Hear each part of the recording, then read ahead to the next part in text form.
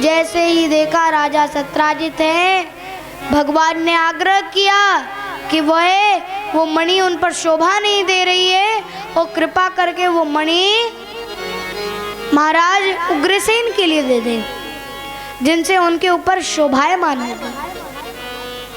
जब ऐसा बोला राजा सत्राजित क्रोधित हो गया और बोला कि मैं तुम्हें ये मणि प्रदान नहीं करूंगा।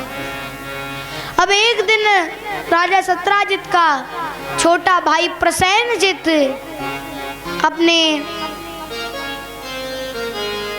शिकार के लिए अपने घोड़े पर विराजमान होकर शिकार करने के लिए गया और अपने भाई सत्राजित से वह मणि मांग ली और कहा कि मैं शिकार करके आऊँगा तब आपको वापस लौटा दूंगा। अब शिकार करने तो लेके गया था, यहाँ पर एक घोड़े पे बैठकर गया और वहाँ पर जैसे शिकार करने जा रहा था तो इतना प्रकाश निकल रहा था, इतना प्रकाश निकल रहा था कि अचानक से एक बाघ ने देख लिया और एक शेर ने जैसे ही देखा तो शेर ने देखा कि ऐसा क्या प्रकाश निकल रहा है, तो प्रसेनजित को मारा और उसके गले से वो मणि मुंह में रख ली। अब मुंह में रख के ले जा रहा था तभी उसके मुख से इतना प्रकाश निकला, इतना प्रकाश निकला कि जो जामवंत जी थे, कौन थे? जामवंत जी। जामवंत जी महाराज ने देखा और उन्होंने जैसे ही देखा तैसे ही देखते ही महाराज उन्होंने उस शेर को मारा, उसके मुख से वो मणि ली और अपनी पुत्री जामवंती को दे दी। उनकी पुत्री जामवंती उस मणि से खेलने लगी।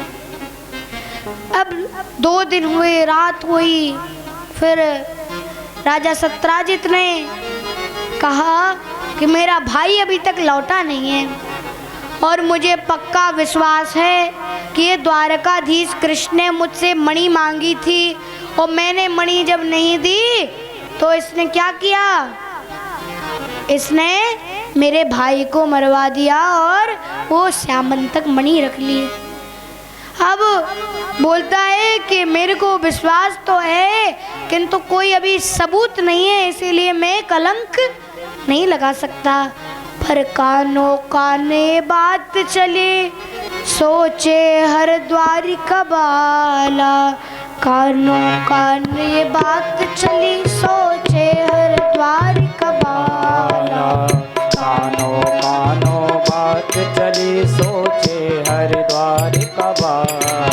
राजा सत्राजित के, राजा सत्राजित के श्यामंतक मणि।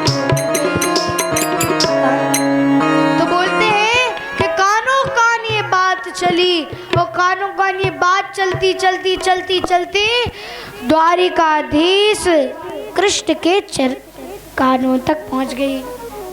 जैसे ही कर्णों तक पहुंची, द्वारिकाधीश कृष्ण ने उस कलंक को मिटाने के लिए राजा सत्राजित से कहा कि मैं अपनी सेना के साथ जाऊंगा और तुम्हारे भाई की और उस मणि को ढूंढ कर लाऊंगा।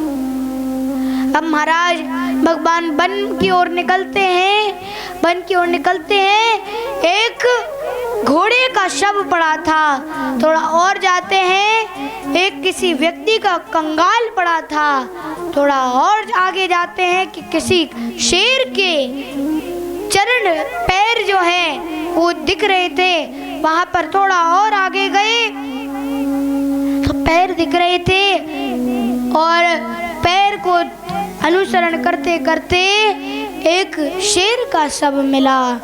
तब जाकर एक बड़े बड़े विशाल विशाल पैरों के निशान दिखे जो कि एक गुफा की ओर जा रहे थे। अब वो तो नहीं जानते थे कि कौन सी किसकी गुफा है।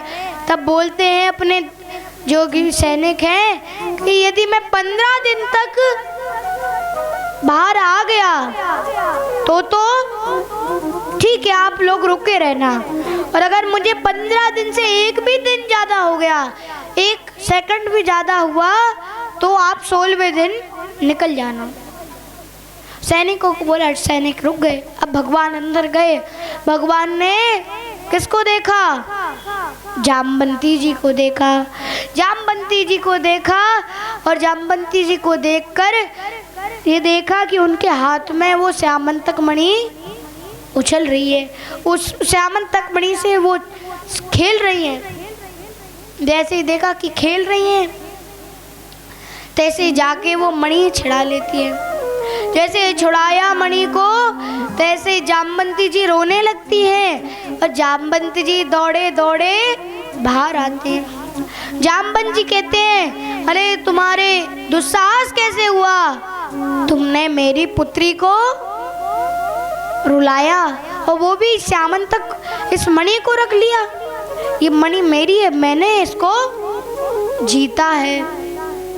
तब कहते हैं, अच्छा महाराज, इस प्रकार एक राजा सत्राजित है, उनकी श्यामंतक मणि है, वो खो गई और वो श्यामंतक मणि यही है और झूठा कलंक मुझ पर लग गया है।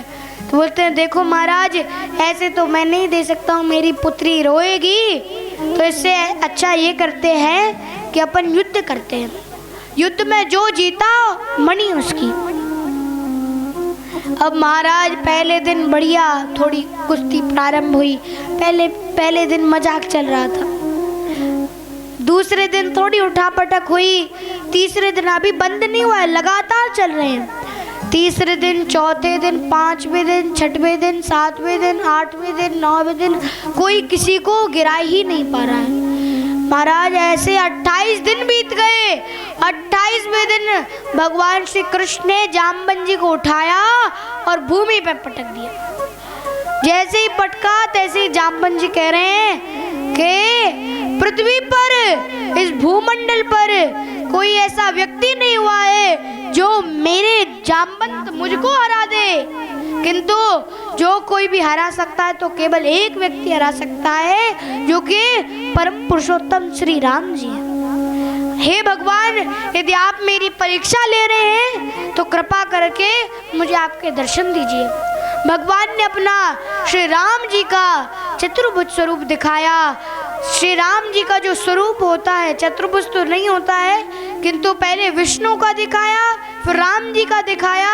और कैसा स्वरूप दिखाया, चलिए हम उनकी स्तुति के द्वारा देखते हैं। श्री रामचंद्र कृपालु भज मन हरन भव धारण, नर कंज लोचन कंज मुख कर कंज पद कंजारणं, गंधर्प अगणित अमित छव नवनील नीरद सुंदरं, पट पीत मानव तड़ित रुच सुच नौमि जनक सुतवरं, भज दीन बंद दिनेश दानव, एत वंश निकंदनं, रघुनंद आनंद कंद कौशल चंद दशरथ नंदनं। श्री रामचंद्र कृपालु भज मन हरण भव भय दारुणम। श्री रामचंद्र कृपालु, भगवान श्री राम जो कि चंद्रमा के समान है, और ऐसे चंद्रमा के समान है कि महाराज जब वो अवतरित हुए थे तो सूर्य भी शर्मा गया था। और श्री रामचंद्र कृपालु भज मन, वे बड़े कृपालु हैं, दयालु हैं। भज मन हरहु भव भय दारुणम। अरे मन भज मन, अरे मन इनका भजन कर, क्योंकि ये कृपालु हैं। हरहु भव भय भव दारुणम, हाँ, जितने भी तेरे दारुण दुख होंगे सारे दुखों को हर लेंगे, क्योंकि मंगल भवन मंगल हारी, मंगल भवन मंगल हारी, मंगल भवन अमंगल हारी, मंगल भवन मंगल हारी, मंगल भवन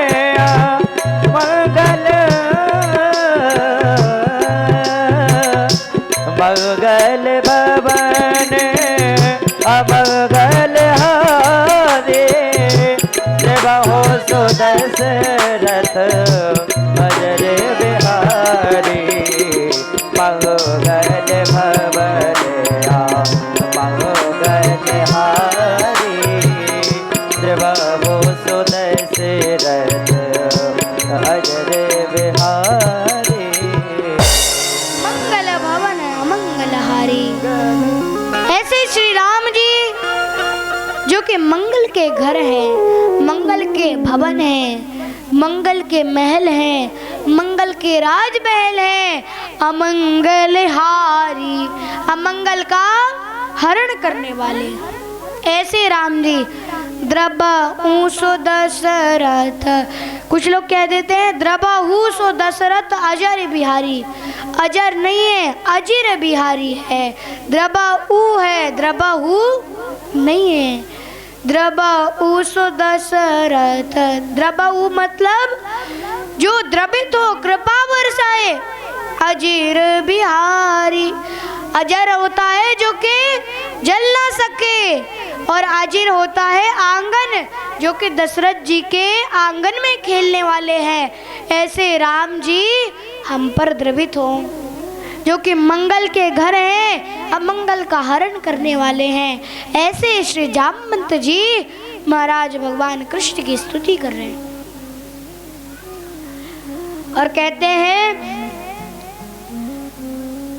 भगवान कृष्ण फिर बताते हैं कि जब मैं राम अवतार में था, कौन से अवतार में था? राम अवतार में।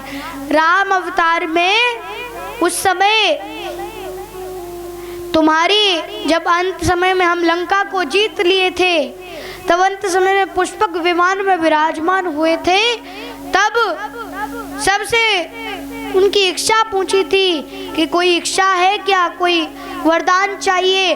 तो आपने एक इच्छा मांगी थी कि आपके संग मुझे युद्ध करना है।